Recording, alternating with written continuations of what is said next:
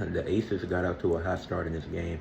They led the first quarter 26-17, and then let their foot off the gas pedal.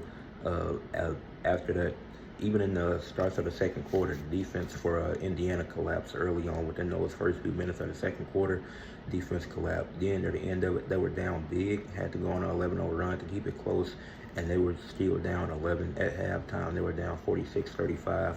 Lexi Holmes, he made a few threes throughout the game. And then the Aces, they went on a 9-0 run in that third quarter. They were up by 18 in the third and just continued to dominate throughout there. They were even up by 22 at one point. They ended up winning 90-68.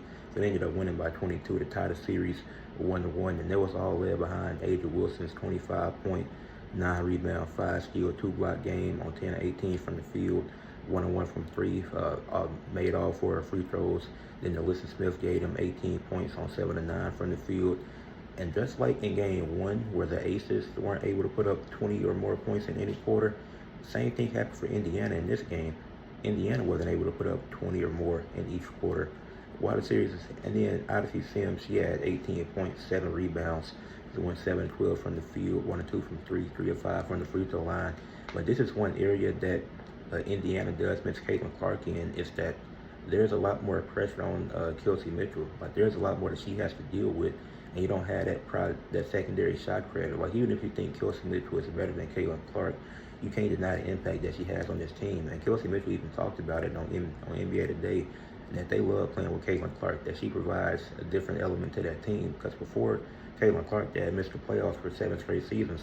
Now that they done got it, they done made it back-to-back. And obviously, she only played 13 games this year. They went 8-5 in those games, which is 3 games over 500. So I didn't know that was bad now.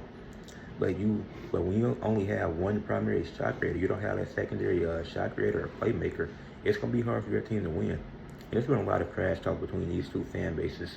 The series is tied 1-1. I don't know why we're acting like the series just ended.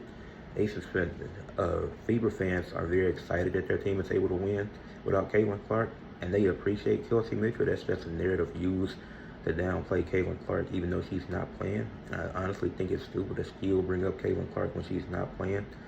Like, she can't just be on the bench and do her thing. Like, she can't celebrate her teammates. And it's like, for the Aces fans, it's like they get this win here to tie the series, but you split with a team without their second best player at home. You shouldn't be, as a championship contender, how are you tied with the 6th seed? They don't even have their second best player right now. But the series not over, far from that. Game 3 in Indiana. I'm very excited to see how this series is going to play out. But neither one of these games has been super competitive, especially in the second halves.